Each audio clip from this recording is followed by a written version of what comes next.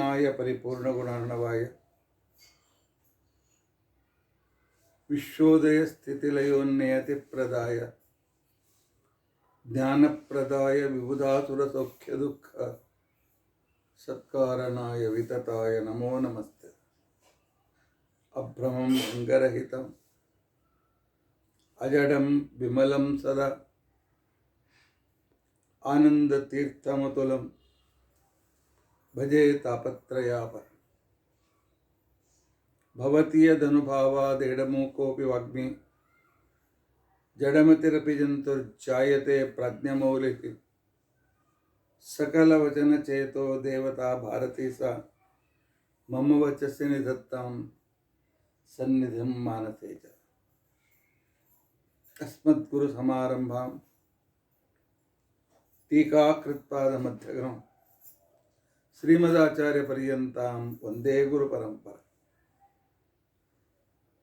विद्यायां विबुधाचार्यं वेदज्ञानाब्धिचन्दिरं दुर्मतध्वान्तमार्ताण्डं सत्यध्यानमुनिं भजे। पञ्चाशद्वर्षपर्यन्तं सततं रामपूजकः श्री सत्यप्रमोदगुरुराट् भासतां नो हृदम्बरे। बन्धुस्त्वं गुरुरिष्टदैवतमिति त्वत्पादपङ्केरुहं प्राप्तं मां परिपालयेति सततं याचे निबद्धाञ्जलिः। चित्तं मत्कुणदोषचिन्तनविधौ नूनं मनां मा कृथा। श्री सत्यात्मगुरो त्वदङ्घ्रियुगलं हित्वा न मे सद्गतिः। यैरहं शुकवत् सम्यक् शिक्षितोऽस्मि कृपालुरे तान् वन्दे धन्वाचार्यान् तत्त्वज्ञानार्थसिद्धये। श्री गुरुभ्यो नमः। हरिः ओम हरिः ओम हरिः ओम। स्वस्तिस्तु अषेढसन्मङ्गलानि सन्तु। श्लोकैकश्रवणपठनमात्रेण वक्तुश्च श्रोतॄणां निखिल कलिकृत कल्मषापनोदनपटुतरे धर्माद्यखिलपुरुषार्थसाधने भूते अद्य रथसप्तमी विषयक विवरणारंभे सति किंचित् पूर्वकथानुवादः। हरिः ओम हरिः ओम हरिः ओम। हरे राम राम राम हरे हरे, हरे कृष्णा कृष्ण कृष्ण हरे हरे, हरे राम राम राम हरे हरे, हरे कृष्णा कृष्ण कृष्ण हरे हरे, हरे राम राम राम हरे हरे, हरे कृष्णा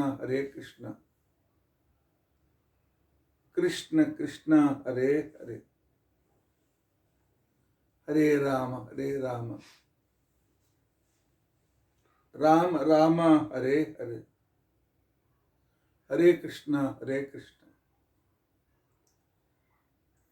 कृष्ण कृष्ण हरे हरे। श्री गुरुभ्यो नमः। हरिः ओम हरिः ओम हरिः ओम। ಈ ಪೋಸ್ಟ್ ಕಳಿಸುವಾಗ ರಾತ್ರಿ 12 ಗಂಟೆ ಮೇಲಾಗಿರ್ತದೆ. ರಾತ್ರಿ 12 ಗಂಟೆಯ ಮೇಲೆ ಈ ಭಾಗವನ್ನು ಯಾಕೆ ಕಳಿಸ್ಬೇಕು? ಏನು ಗಡಿಬಿಡಿ ಇತ್ತು? ಹೌದು, ನಾಳೆ ರಥಸಪ್ತಮಿ. ರಥಸಪ್ತಮಿ ಹೇಗೆ ಆಚರಿಸಬೇಕು ಅಂತ ಅನ್ನೋದು ಬಹಳ ಜನರಿಗೆ ಗೊತ್ತಿಲ್ಲ. ಯಾಕೆ ಮಾಡಬೇಕು ಅಂತ ಅನ್ನೋದು ಗೊತ್ತಿಲ್ಲ.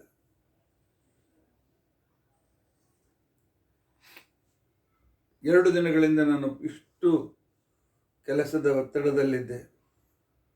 ನಾನು ಏನು ಪ್ರಯತ್ನ ಮಾಡಿದರೂ ಕೂಡ ಕ್ಯಾಮ್ರಾ ಎದುರಿಗೆ ಕೂತ್ಕೊಳ್ಳೋಕ್ಕಾಗಲಿಲ್ಲ. ಆದ್ದರಿಂದ ಈ ಸಂಚಿಕೆಯನ್ನು ರಾತ್ರಿ ನಾನು ಹಾಕ್ತಾ ಇದ್ದೇನೆ. ಯಾರಿಗೆ ಎಷ್ಟು ಜನರಿಗೆ ಸಿಗ್ತದೋ ಸಿಗಲಿ. ಬಹಳ ಆರಂಭದಲ್ಲಿರ್ತಕ್ಕಂಥ ಪ್ರಸ್ತಾವನೆ ವಿಸ್ತಾರವಾಗಿ ಮಾಡೋದಿಲ್ಲ. ರಥಸಪ್ತಮಿ, ಮಾಘ ಶುದ್ಧ ಸಪ್ತಮಿ, ಮಾಘ ಶುಕ್ಲ ಪಕ್ಷ ಸಪ್ತಮಿ. ಇದಕ್ಕೆ ರಥಸಪ್ತಮಿ ಅಂತ ತಿಳ್ಕೊಂಡಂತ ಹೆಸರು. ಯಾಕೆ? ಕಾಲದ ಗತಿಗೆ ರಥ ಅಂತ ತಿಳ್ಕೊಂಡಂತ ಹೆಸರು. ಕಾಲದ ಗತಿ, ಸೂರ್ಯ ಇವತ್ತಿನಿಂದ ಉತ್ತರಕ್ಕೆ ಸರಿದು ಸಂಚಾರ ಮಾಡಲಿಕ್ಕೆ ಪ್ರಾರಂಭ ಮಾಡ್ತಾನೆ. ಉತ್ತರ ಅಂತ ತಗೊಂಡ್ರೆ ಶ್ರೇಷ್ಠ ಅಂತ ಅರ್ಥ. ಮುಂದುವರಿಯತಕ್ಕಂಥದ್ದು. ಇಷ್ಟು ದಿವಸ ಅವನ ತೇಜಸ್ಸಿನಲ್ಲಿ ಸ್ವಲ್ಪ ಕಡಿಮೆತನ ಬಂದಿರ್ತದೆ. ಈಗ ಪ್ರಖರನಾಗಿರ್ತಾನು ಮತ್ತು ತನ್ನ ಮೊದಲಿನ ತೇಜದಿಂದ ಅವನು ಮುಂದುವರಿಯುತ್ತಾನೆ. ನಮ್ಮ ಆರೋಗ್ಯ ದೇವತೆ ಆದ್ದರಿಂದಾಗಿ, ನಮಗೆ ಸಂಪತ್ತದಾಯಕನಾಗಿದ್ದರಿಂದಾಗಿ ಈ ರಥಸಪ್ತಮಿಗೆ ವ್ಯವಹಾರದಲ್ಲಿ ರಥಸಪ್ತಮಿ, ಅಚಲ ಸಪ್ತಮಿ, ಆರೋಗ್ಯ ಸಪ್ತಮಿ, ಅರ್ಕ ಸಪ್ತಮಿ, ಸೂರ್ಯ ಸಪ್ತಮಿ, ಬೇರೆ ಬೇರೆ ರೀತಿಯಾಗಿರ್ತಕ್ಕಂಥ ಹೆಸರಿನಿಂದ ಇವತ್ತಿನ ವಿಧಾನ ಪ್ರಸಿದ್ಧವಾಗಿದೆ. ಯಾವ ವ್ಯಕ್ತಿಗಳಿಗೆ ತಮ್ಮ ರೋಗ ನಿವಾರಣೆ ಮಾಡಿಕೊಳ್ಬೇಕು ಅಂತ ಇಚ್ಛೆ ಇದೆ, ಯಾವ ವ್ಯಕ್ತಿಗೆ ತಮ್ಮ ದೇಹ ಗಟ್ಟಿಮುಟ್ಟಾಗಿರಬೇಕು ಅಂತ ಇಚ್ಛೆ ಇದೆ, ಯಾವ ವ್ಯಕ್ತಿ ತಾನು ಆರೋಗ್ಯವಂತನಾಗಿರಬೇಕು ಅಂತ ಬಯಸ್ತಾನೆ,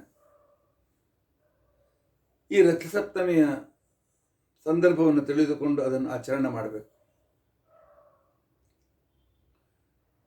ಸೂರ್ಯ ಆರೋಗ್ಯ ದೇವತೆ ನಿಮ್ಮೆಲ್ಲರಿಗೂ ಗೊತ್ತಿದೆ. ಆದ್ದರಿಂದಲೇ ನಮ್ಮಲ್ಲಿ ಹೇಳ್ತಾರೆ, ಆರೋಗ್ಯಂ ಭಾಸ್ಕರಾದಿಚ್ಛೇತ್. ಆರೋಗ್ಯ ಬೇಕಾಗಿದ್ದರೆ ಸೂರ್ಯೋಪಾಸನೆ ಮಾಡಿ ಅಂತ ತಿಳ್ಕೊಂಡಂತೆ. ಸೂರ್ಯ ಗ್ರಹಗಳಿಗೆ ರಾಜ. ಅಷ್ಟೇ ಅಲ್ಲ, ಸೂರ್ಯ ಯಾವಾಗ ನಮ್ಮ ಜಾತಕದಲ್ಲಿ ಉಚ್ಚ ಸ್ಥಾನದಲ್ಲಿರ್ತಾನೆ ಆಗ ನಮ್ಮ ಜೀವನದಲ್ಲಿ ಪ್ರಗತಿ ಚೆನ್ನಾಗಿ ನಡೀತದೆ. ನಾವು ದಿನದಿನಕ್ಕೆ ಉನ್ನತಿಯನ್ನು ಪಡೆಯುತ್ತೇವೆ. ಅಷ್ಟೇ ಅಲ್ಲ, ನಾವು ಸೂರ್ಯನ ಅನುಗ್ರಹದಿಂದ ವಿಶೇಷವಾಗಿರ್ತಕ್ಕಂಥ ರೀತಿಯಿಂದ ಆರೋಗ್ಯವನ್ನು ಕೂಡ ಪಡೆಯುತ್ತೇವೆ. ಪುರಾಣದ ಕಥೆಯ ಪ್ರಕಾರ ಸೂರ್ಯನಿಗೆ ಪರಮಾತ್ಮ ರಥವನ್ನು ಕೊಟ್ಟ. ಆ ರಥಕ್ಕೆ 7 ಕುದುರೆಗಳು. ಅದರ ಸಾರಥಿ ಅರುಣ. ಆ ನಂತರ ಕುದುರೆಗೆ ಕಟ್ಟಿರ್ತಕ್ಕಂತಹ ಲಗಾಮು ಹಾವುಗಳು, ಹಗ್ಗ ಅಲ್ಲ. ರಥಕ್ಕೆ ಒಂದೇ ಚಕ್ರ. ರೋಡ್ ಅಂತರಾಳ, ಗಟ್ಟಿಯಾದ ರೋಡ್ ಇಲ್ಲ. ಒಂದಕ್ಕೊಂದು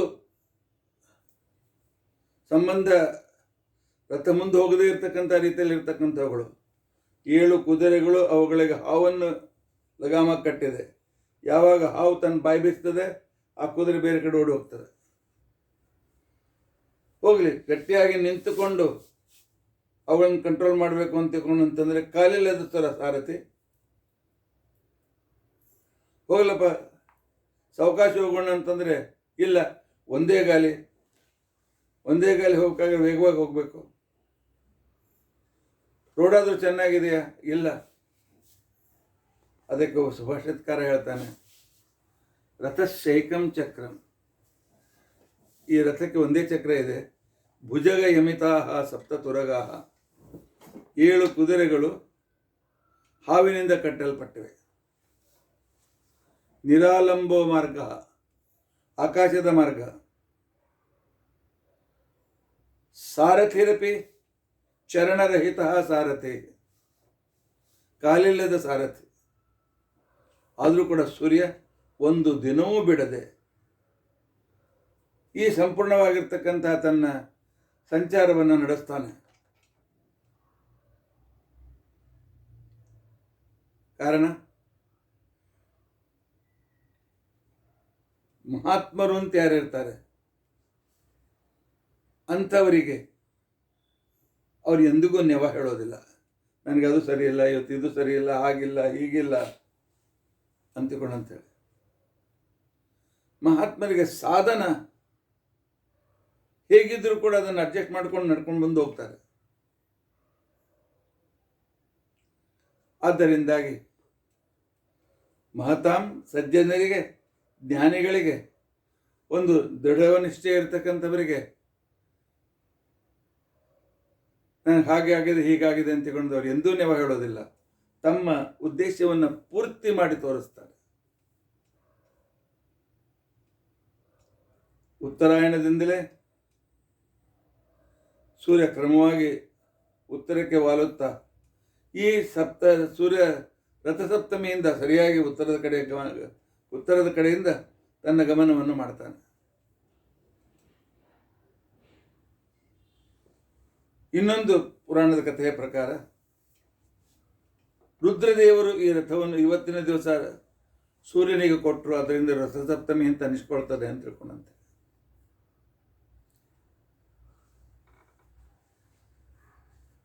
ಈ ರಥಸಪ್ತಮಿಯದಲ್ಲಿ ಸಪ್ತಮಿ 7 ಕಾರ್ಯಗಳನ್ನು ನಾವು ಮಾಡಬೇಕು. 7 ವಿಧಾನಗಳನ್ನು ನಾವು ನಮ್ಮ ಜೀವನದಲ್ಲಿ ಆಚರಿಸಬೇಕು. 1, ಸ್ನಾನದ ಸಮಯ. 2,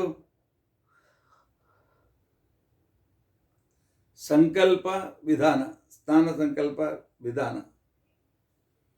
ಆನಂತರ 3,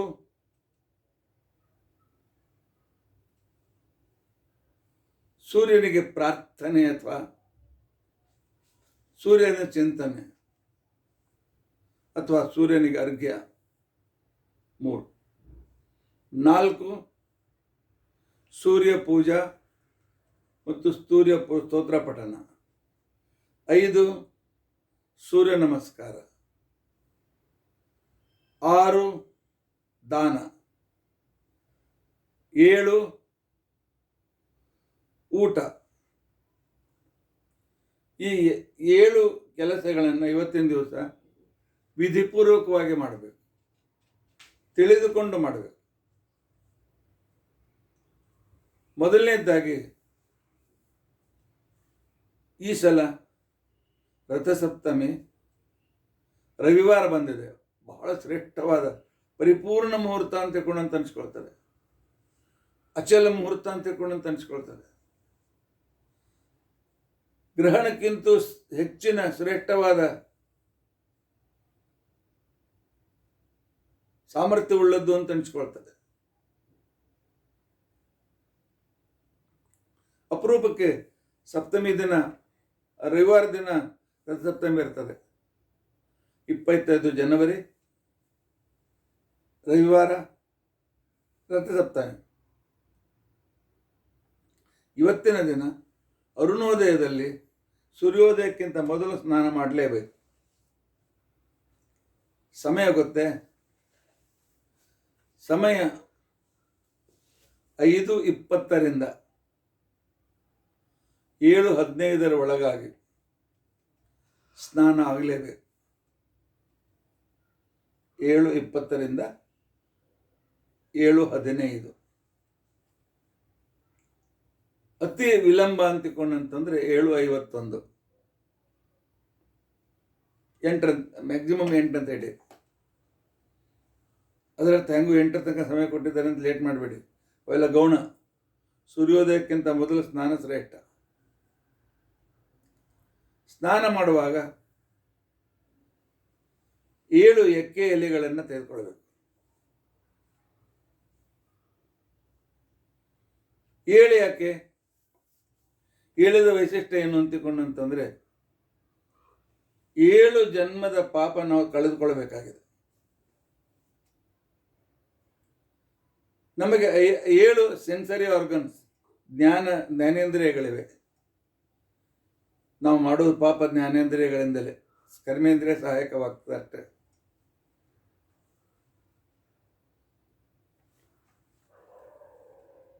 ವಾಕ್, ಮಾತಿನಿಂದ ಪಾಪಗಳನ್ನು ಮಾಡ್ತೇವೆ. ಆನಂತರ ಕಣ್ಣುಗಳಿಂದ ಪಾಪ ಮಾಡ್ತೇವೆ. ಬಾಯಿಂದ ಇನ್ನೊಬ್ಬರ ನಿಂದೆ ಇತ್ಯಾದಿಗಳು, ಕಣ್ಣಿನಿಂದ ಅಶ್ಲೀಲ ದೃಶ್ಯ ಇತ್ಯಾದಿಗಳ ದರ್ಶನ, ಕಿವಿಯಿಂದ ಕೆಟ್ಟ ಮಾತುಗಳನ್ನು ಕೇಳುವಿಕೆ, ನಾಲಿಗೆಯಿಂದ ಬಾಯಿ ಕರ್ಮೇಂದ್ರಿಯ ಭಕ್ಷಣ ಮಾಡ್ತೇವೆ. ತ್ವಗೇಂದ್ರಿಯದಿಂದ ಅಯೋಗ್ಯ ಸಂಘವನ್ನು ಮಾಡ್ತೇವೆ. ಹೀಗೆ ನಾವು 7 ಮನಸ್ಸು ಮತ್ತು ಬುದ್ಧಿ. ಮನಸ್ಸಿಂದ ಕೆಟ್ಟ ವಿಚಾರ ಮಾಡ್ತೇವೆ, ಬುದ್ಧಿಯಿಂದ ಸರಿಯಾದ ತಪ್ಪು ನಿರ್ಣಯ ಮಾಡ್ತೇವೆ. 7 ತರಹದ ಪಾಪಗಳನ್ನು, 7 ಜನ್ಮದಲ್ಲಿ ಮಾಡಿದ 7 ತರಹದ ಪಾಪಗಳನ್ನು ನಾವು ಈ ದಿವಸ ಕಳೆದುಕೊಳ್ಳಬೇಕಾಗಿದೆ. 7 ಜನ್ಮದ ಪಾಪ ಕಳೆದುಕೊಂಡು 7 ಏಳಿಗೆಯನ್ನು ಹೊಂದಬೇಕಾಗಿದೆ. ಏಳಿಗೆ, ಉನ್ನತಿ. ಸೂರ್ಯನಿಗೆ ಪ್ರಿಯವಾದ ಎಲೆ ಅಂದರೆ ಸೂರ್ಯನ ಶಕ್ತಿಯನ್ನು ನಮಗೆ ಶೋಷಣೆ ಮಾಡಿ ತಂದು ಕೊಡ್ತಕ್ಕಂಥ, ಸೂರ್ಯನ ಸಾಮರ್ಥ್ಯವನ್ನು ನಮಗೆ ತಂದು ಕೊಡ್ತಕ್ಕಂಥ ಸಾಮರ್ಥ್ಯ ಎಕ್ಕೆ ಎಲೆಗಳಲ್ಲಿ ಇದೆ. ಅರ್ಕಪತ್ರ ಅಂತ ಕರೀತಾರೆ. ಈ ಸ್ನಾನ ಮಾಡ್ತಕ್ಕಂಥ ಸಂದರ್ಭದಲ್ಲಿ ಸಂಕಲ್ಪ ಮಾಡಬೇಕು. ಸಂಕಲ್ಪ ಬಹಳ ಮಹತ್ವಪೂರ್ಣವಾಗಿರ್ತಕ್ಕಂಥದ್ದು. ಗೋವಿಂದ ಗೋವಿಂದ ವಿಷ್ಣುವರಾಜ್ಞೆ ಹೇಳಿ, ತಿಥಿ ನಕ್ಷತ್ರ ವಾರ ಹೇಳಿ, ಏವಂ ಗುಣ ವಿಶೇಷಣ ವಿಶಿಷ್ಟಾಯಾಂ ಮಾಸನಾಮಕ ಕಮಲಾಮಾಧವ ಪ್ರೀತ್ಯರ್ಥಂ. ಈ ಮಾಘ ಮಾಸಕ್ಕೆ ಕಮಲಾಮಾಧವ ಈ ಮಾಸದ ದೇವತೆ, ಪರಮಾತ್ಮನ ರೂಪ, ಮಾಸ ನಿಯಾಮಕ. ಆನಂತರ ಸೂರ್ಯ ಉಪರಾಗ ಪರ್ವಕಾಲ ಫಲ ಅವಾಪ್ತ್ಯರ್ಥಂ. 1000 ಸೂರ್ಯಗ್ರಹಣದಲ್ಲಿ ಸ್ನಾನ ಮಾಡಿದರೆ ಏನು ಪುಣ್ಯ ಬರಬೇಕು, ಆ ಪುಣ್ಯವನ್ನು ಪಡೆಯುವುದಕ್ಕೋಸ್ಕರ ಸವಿತ್ರಂತರ್ಗತ ಭಾರತೀ ರಮಣ ಮುಖ್ಯ ಪ್ರಾಣಾಂತರ್ಗತ ಸವಿತೃನಾಮಕ ಲಕ್ಷ್ಮೀನಾರಾಯಣ ಪ್ರೀತ್ಯರ್ಥಂ ಅರ್ಕಪತ್ರ ಸಹಿತ 7 ಎಕ್ಕೆ ಎಲೆಗಳನ್ನು ಶರೀರದ ಮೇಲೆ ಧರಿಸಿ, ತಿಲಪಿಷ್ಟ ಶರೀರಕ್ಕೆ ಸಂಕ್ರಮಣದಂತೆ ಎಳ್ಳು ಸ್ವಲ್ಪ ಅರೆದು ಅದರ ಪುಡಿಯನ್ನು ಶರೀರಕ್ಕೆ ಹಚ್ಚಿಕೊಳ್ಬೇಕು. ಅರ್ಕಪತ್ರ ಸಹಿತ ತಿಲಪಿಷ್ಟ ಸ್ನಾನಮಹಂ ಕರಿಷ್ಯೆ. ಈ ಸಂಕಲ್ಪ ಮಾಡಬೇಕು. ಏನೇನು ಬೇಕು? ಮಾಸ ನಿಯಾಮಕನು ಅವನ ಅನುಗ್ರಹದಿಂದ ಪರ್ವಕಾಲ ಗ್ರಹಣದ ಫಲ ಸಿಗುವುದಕ್ಕೋಸ್ಕರ ಸೂರ್ಯಾಂತರ್ಗತ ಭಾರತೀಯ ಮುಖ್ಯ ಪ್ರಾಣಾಂತರ್ಗತ ನಾರಾಯಣನನ್ನು ಸ್ಮರಿಸುತ್ತಾ ಎಕ್ಕೆ ಎಲೆಯ ಶರೀರದ ಮೇಲೆ ಧಾರಣೆ ಮಾಡಿ ಇವತ್ತು ಸ್ನಾನ ಮಾಡಬೇಕು. ಅಭ್ಯಂಗ ಸ್ನಾನ ಮಾಡಬೇಕು. ಮೊದಲು ಎಣ್ಣೆ ಹಚ್ಕೊಂಡು ಸ್ನಾನ ಮಾಡಬೇಕು. ಇನ್ನು ಆ ಎಕ್ಕೆಯಲ್ಲಿ ಎಲ್ಲಿ ಇಟ್ಟುಕೊಳ್ಬೇಕು? 7 ಜನ್ಮದ ಪಾಪ ದೂರ ಆಗಬೇಕು. 1 ತಲೆಯ ಮೇಲೆ ಇಟ್ಟುಕೊಳ್ಬೇಕು, 2 ಭುಜದ ಮೇಲೆ 2 ಎಕ್ಕೆ ಎಲೆಗಳನ್ನು ಇಟ್ಟುಕೊಳ್ಬೇಕು. ಆನಂತರ ಕೂತು ಸ್ನಾನ ಮಾಡಬೇಕಲ್ಲ, ಮೊಳಕಾಲ ಮೇಲೆ 2 ಇಟ್ಟುಕೊಳ್ಬೇಕು. ಆನಂತರ 2 ಪಾದಗಳ ಮೇಲೆ ಇಟ್ಕೊಳ್ಬೇಕು. ಪಾದಗಳ ಮೇಲೆ 2, ಮೊಳಕಾಲ ಮೇಲೆ 2, ಭುಜಗಳ ಮೇಲೆ 2, ತಲೆ ಮೇಲೆ 1. ಈ ರೀತಿಯಾಗಿ ನಾವು ಎಕ್ಕೆ ಎಲೆಗಳನ್ನು ಧರಿಸಿ ಆಗ ಹೇಳಬೇಕು, ಯದ್ಯದ್ ಜನ್ಮ ಕೃತಂ ಪಾಪಂ, 7 ಜನ್ಮದಲ್ಲಿ ನಾನು ಏನು ಮಾಡಿದ್ದೇನೆ. ಪಾಪಿಯಾಷ್ಟು ಮಯಾ ಸಪ್ತಸು ಜನ್ಮಸು, ನಾನು 7 ಜನ್ಮಗಳಲ್ಲಿ ಎಷ್ಟು ಪಾಪಗಳನ್ನು ಮಾಡಿದ್ದೇನೆ. ಆ ಪಾಪಗಳನ್ನು ತನ್ಮೆ ರೋಗಂಚ, ನನ್ನ ಎಲ್ಲ ರೋಗಗಳನ್ನು, ಶೋಕಂಚ, ನನ್ನ ಜೀವನದಲ್ಲಿ ಬರ್ತಕ್ಕಂಥ ದುಃಖ ಶೋಕಗಳನ್ನು, ಮಾಕರಿ ಅಂತು ಸಪ್ತಮಿ, ಈ ಸಪ್ತಮಿ ತಿಥಿ ಮತ್ತು ಎಕ್ಕೆ ಎಲೆ ಅಭಿಮಾನಿ ದೇವತೆ ಸೂರ್ಯ ನನ್ನ ಪಾಪಗಳನ್ನು ರೋಗಗಳನ್ನು ದೂರ ಮಾಡಲಿ. ಸಪ್ತ ಜನ್ಮಾರ್ಜಿತಂ ಪಾಪಂ ಸಪ್ತ ಸಪ್ತಿ ಪ್ರಿಯೇ ದೇವಿ. ಇನ್ನು ಈ ಸಪ್ತಮಿ ದೇವತೆಗೆ ಪ್ರಾರ್ಥನೆ ಮಾಡಬೇಕು. ಸಪ್ತ ಸಪ್ತಿ ಪ್ರಿಯೇ ದೇವಿ ಸಪ್ತಲೋಕ ಸುಪೂಜಿತೆ, ಸಪ್ತಮಿ ಅಭಿಮಾನಿ ದೇವತೆ, ಸಪ್ತ ಜನ್ಮಾರ್ಜಿತಂ ಪಾಪಂ ಹರ ಸಪ್ತಮಿ ಸತ್ವರಂ, 7 ಜನ್ಮಗಳ ಪಾಪಗಳನ್ನು ದೂರ ಮಾಡು. ಬೇಡಿಕೆ ದೊಡ್ಡದಿದೆ, ಕಲ್ಪನೆ ಮಾಡಿಕೊಳ್ಳಿ. ಏತಜ್ಜನ್ಮ ಕೃತಂ ಪಾಪಂ, ಈ ಜನ್ಮದಲ್ಲಿ ಮಾಡಿದ ಪಾಪ. ಯಚ್ಚ ಜನ್ಮಾರ್ಜಿತಾರ್ಜಿತಂ, ಯಾವ ಪಾಪ ಹಿಂದಿನ ಜನ್ಮದಲ್ಲಿ ಸಂಗ್ರಹ ಮಾಡಿದ್ದೇವೆ ಆ ಪಾಪ. ಮನೋವಾಕ್ಕಾಯಜಂ ವೆಚ್ಚ, ಮನಸ್ಸು ಮಾತು ಶರೀರದಿಂದ ತಿಳಿದೋ ತಿಳಿಯದೆ ಮಾಡಿದ ಪಾಪಗಳನ್ನು ದೂರ ಮಾಡುವಂತ 7 ಬಯಕೆಗಳು ಹೇಗೆ? ಸಪ್ತಮಿ 7 ಬಯಕೆಗಳು. ಏತಜ್ಜನ್ಮ ಕೃತಂ ಪಾಪಂ, ಈ ಜನ್ಮದಲ್ಲಿ ಮಾಡಿದ ಪಾಪ 1. ಎರಡನೇದ್ದು ಜನ್ಮಾಂತರಾರ್ಜಿತಂ, ಉಳಿದ 7 ಜನ್ಮಗಳಲ್ಲಿ ಮಾಡಿದ ಪಾಪಗಳು. 3 ಮನಸ್ಸಿನಿಂದ ಮಾಡಿದ ಪಾಪ. 4 ಕಾಯಜಂ, ಶರೀರದಿಂದ ಮಾಡಿದ ಪಾಪ. ವಾಕ್, ಮಾತಿನಿಂದ ಮಾಡಿದ ಪಾಪ. 5 ಆಯಿತು. ಜ್ಞಾತ ಪಾಪ, ತಿಳಿದು ಮಾಡಿದ ಪಾಪಗಳು. ಆನಂತರ ಅಜ್ಞಾತ, ತಿಳಿಯದೆ ಮಾಡಿದ ಪಾಪಗಳು. ಈ 7 ತರಹದ 7 ಜನ್ಮದ ಪಾಪಗಳನ್ನು ದೂರ ಮಾಡುವುದಕ್ಕೋಸ್ಕರ ಏತಜ್ಜನ್ಮ ಕೃತಂ ಪಾಪಂ ಯಚ್ಚ ಜನ್ಮಾಂತರಾರ್ಜಿತಂ ಮನೋವಾಕ್ಕಾಯಜಂ ಯಚ್ಚ ಜ್ಞಾತೇ ಚ ಏಕೃತಃ. ಇಷ್ಟೆಲ್ಲ ಪಾಪಗಳಿಗೆ ಪ್ರಾಯಶ್ಚಿತ್ತವನ್ನು ಮಾಡುವಂತ ತಿಳ್ಕೊಂಡು ಅಂತೇಳಿ ಸ್ನಾನವನ್ನು ಸಂಕಲ್ಪ ಪುರಸ್ಸರವಾಗಿ 7 ಎಲೆಗಳ ಧಾರಣ ಮಾಡಿ ಸ್ನಾನವನ್ನು ಮಾಡಬೇಕು. ಆದ್ದರಿಂದಾಗಿ ಏವಂ ಸಪ್ತವಿಧಂ ಪಾಪಂ ಸ್ನಾನಾತ್ಮೆ ಹರ ಸಪ್ತಿಕೆ, ಎಲೆ ಸಪ್ತಮಿ ತಿಥಿ, ಈ ರೀತಿಯಾದ 7 ಪಾಪಗಳನ್ನು ದೂರ ಮಾಡು. ಸಪ್ತವ್ಯಾಧಿ ಸಮಾಯುಕ್ತಂ ಹರ ಮಾಕರಿ ಸಪ್ತಮಿ, 7 ತರಹದ ರೋಗಗಳನ್ನು ಕೂಡ ದೂರ ಮಾಡು ಅಂತ ತಿಳ್ಕೊಂಡಿದ್ದಾರೆ. ಇದು 2ನೇ ಕೆಲಸ.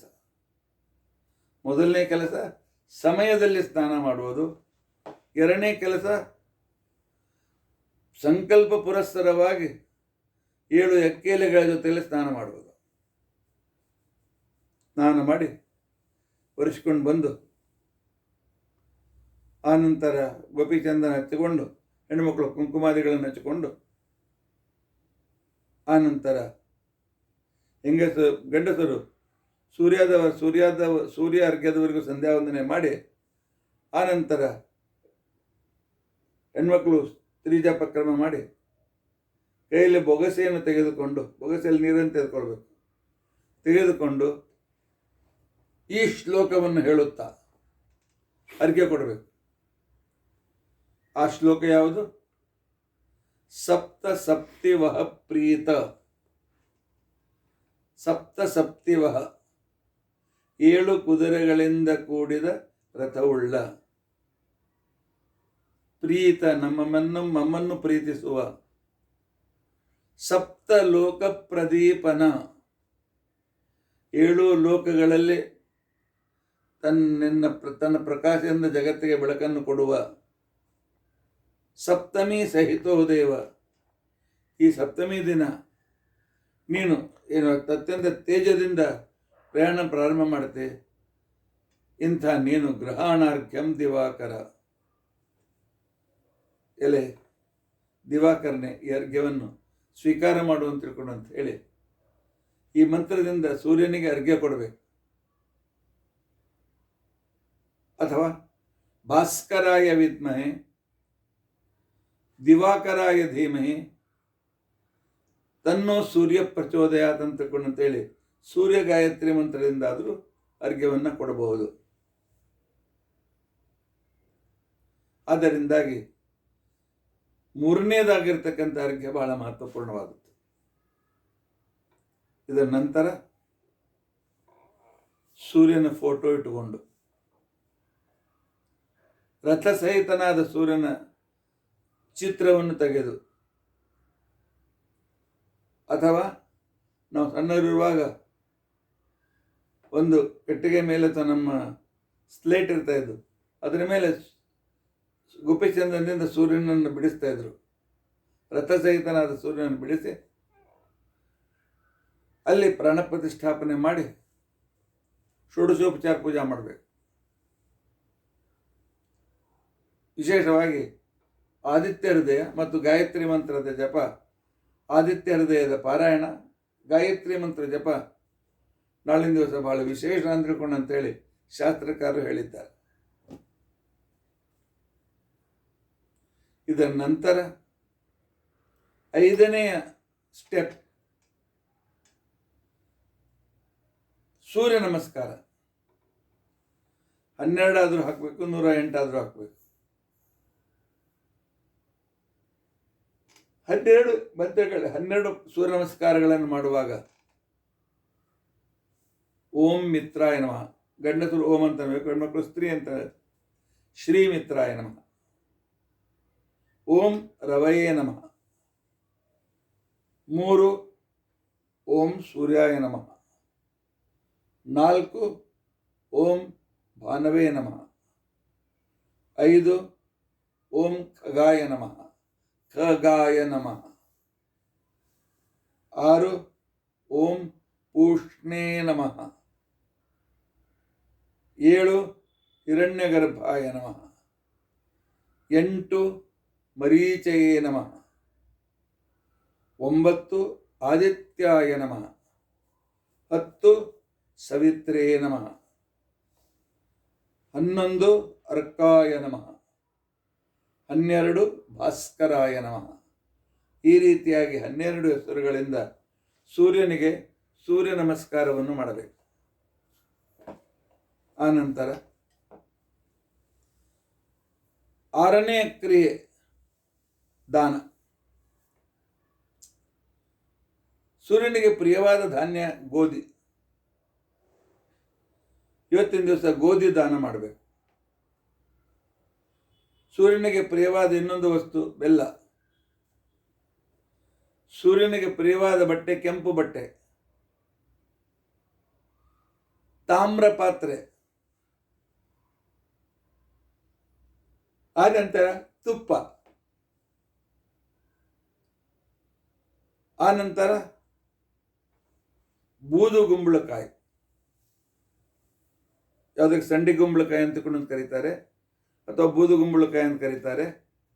ಇವತ್ತಿನ ದಿವಸ ತಪ್ಪದೆ ಮಾಡಬೇಕು. ವಿಶೇಷವಾಗಿ ಹೆಣ್ಣು ಮಕ್ಕಳು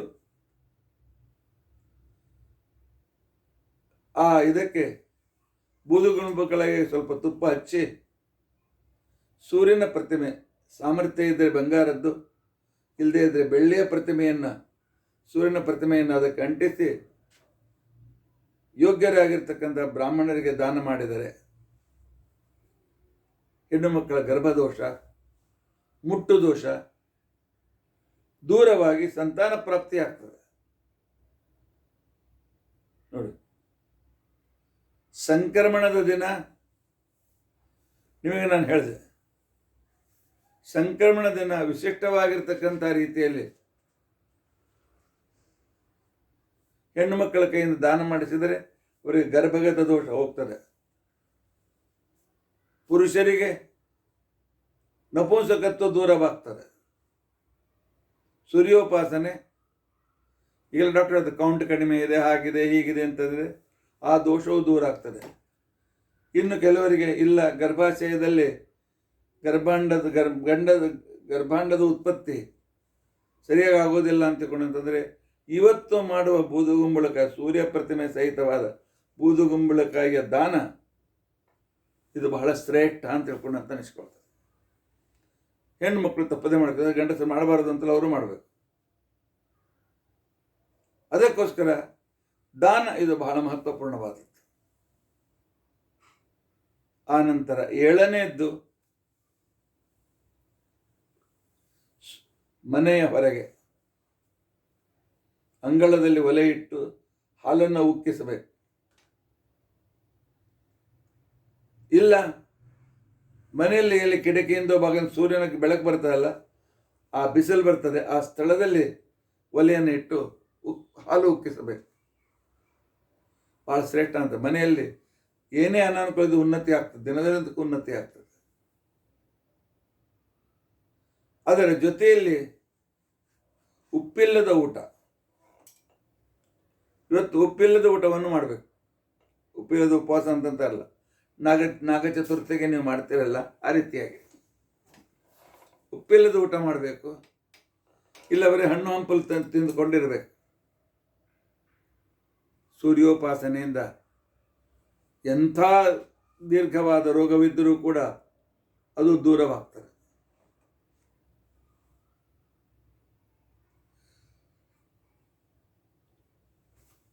ಹಿಂದಕ್ಕೆ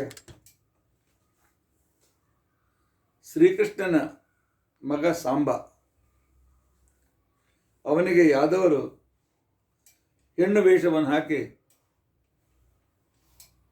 ಅಲ್ಲಿ ಪಿಂಡರಕ ಕ್ಷೇತ್ರಕ್ಕೆ ಬಂದಿರತಕ್ಕಂತಹ ಋಷಿಗಳ ಪರೀಕ್ಷೆ ಮಾಡಬೇಕು ಅಂತೇಳಿ ಸಾಂಬನ ಹೊಟ್ಟೆಗೆ ಒಂದು ಬಟ್ಟೆಯನ್ನು ಗುಂಡು ಮಾಡಿ ಸುತ್ತಿಟ್ಟು ಆ ಋಷಿಗಳ ಹತ್ರ ಈ ಹುಡುಗಿ ಗಂಡು ಹಿಡಿತಾಳೋ, ಗಂಡಿನ ಹೆರಿಗೆ ಆಗ್ತಿದೆಯೋ, ಹೆಣ್ಣು ಹೆರಿಗೆ ಆಗ್ತಿದೆಯೋ ಅಂತಕೊಂಡು ಕೇಳಿದರೆ ಜ್ಞಾನದೃಷ್ಟಿಗಳು ನೋಡ್ತಾರೆ, ಮನಸ್ಸಿಗೆ ಬಹಳ ಸಂತಾಪವಾಗ್ತದೆ. ಆದರೆ ಇದು ಪರಮಾತ್ಮನ ಸಂಕಲ್ಪ ಅಂತ ತಿಳ್ಕೊಂಡು ಅಂತ ಹೇಳ್ತಾರೆ. ಇಲ್ಲಿ ಗಂಡು ಇಲ್ಲ, ಹೆಣ್ಣು ಇಲ್ಲ, ಒಂದು ಉಕ್ಕಿನ ವನಕ್ಕೆ ಹುಟ್ಟುತ್ತದೆ, ಅದು ಸಂಪೂರ್ಣ ನಿಮ್ಮ ಯದುಕುಲವನ್ನು ನಾಶಪಡಿಸ್ತದೆ. ಅಷ್ಟೇ ಅಲ್ಲ, ಇವನು ಉಳಿತಾನೆ ಸಾಂಬ. ಆ ನಂತರ ತೊನ್ನು ರೋಗದಿಂದ, ಕುಷ್ಠರೋಗದಿಂದ ಪೀಡಿತನಾಗ್ತಾನೆ, ಮೈಯೆಲ್ಲ ಬಿಳಿ ಆಗ್ತಾನೆ. ಆಗ ಸಾಂಬ ಋಷಿಗಳು ಹೇಳಿದಂತೆ ಸೂರ್ಯೋಪಾಸನೆಯನ್ನು ಮಾಡಿ ತನ್ನ ಕುಷ್ಠರೋಗವನ್ನು ದೂರ ಮಾಡಿಕೊಂಡಿದ್ದ. ಸೂರ್ಯೋಪಾಸನೆ ರೋಗ ನಿವಾರಣೆಗೆ ಅತ್ಯಂತ ಅವಶ್ಯಕ. ಇಷ್ಟು 7 ಕೆಲಸಗಳನ್ನು ನಾವು ಇವತ್ತಿನ ದಿವಸ ಮಾಡಬೇಕು.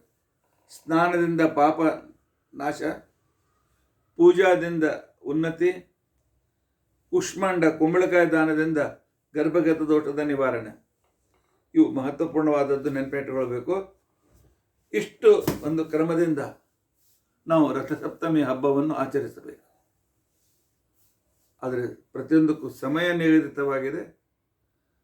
ಆದರೆ ಎಲ್ಲ ನಿತ್ಯ ವಿಶೇಷಗಳನ್ನು ಸರಿಯಾಗಿ ನೀವು ಜೋಡಿಸಿಕೊಂಡು ಈ ವ್ರತವನ್ನು ಮಾಡಿದರೆ ಪರಮಾತ್ಮ ಅನುಗ್ರಹವಾಗ್ತಾರೆ.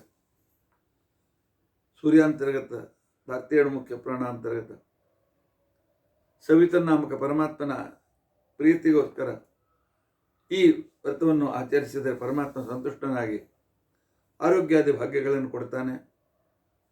ಅದರ ಜೊತೆಯಲ್ಲಿ ಜ್ಞಾನ ಭಕ್ತಿ ವೈರಾಗ್ಯ ಸಹಿತ ಮೋಕ್ಷವನ್ನು ಕೊಡ್ತಾನೆ.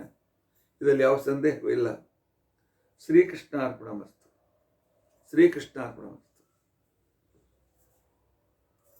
ಅಚ್ಯುತಾನಂತ ಗೋವಿಂದ ಪ್ರಣತಾಮಾರ್ತಿನಾಶನ ರೋಗಾನ್ಮೇ ನಾಶಯ ಅಶೇಷ ಆಶು ಧನ್ವಂತರೇ ಹರೆ ಉಗ್ರಂ ವೀರಂ ಮಹಾವಿಷ್ಣುಂ ಜ್ವಲಂತಂ ಸರ್ವತೋಮುಖಂ ನೃಸಿಂಹಂ ಭೀಷಣಂ ಭದ್ರಂ ಮೃತ್ಯುಂ ನಮಾಮ್ಯಹಂ ಅಕ್ಷಯಂ ಕರ್ಮ ಯಸ್ಮಿನ್ ಪರೇ ಸ್ವರ್ಪಿತಂ ಪ್ರಕ್ಷಯಂ ಯಾಂತ್ಯ ದುಃಖಾನಿ ಅನ್ನಾಮತಃ ಅಕ್ಷರೋ ಯೋಜರ ಸರ್ವದೇವಾಮೃತಃ ಕುಕ್ಷಿಕಂ ಯಸ್ಯ ವಿಶ್ವಂ ಸದಾಜಾಧಿಕಂ ಪ್ರೀಣಯಾಮೋ ವಾಸುದೇವಂ ದೇವತಾಮಂಡಲಾಖಂಡಮಂಡಲಂ ದೇವತಾಮಂಡಲಾಖಂಡಮಂಡಲಂ ಶ್ರೀಕೃಷ್ಣಾರ್ಪಣಮಸ್ತು.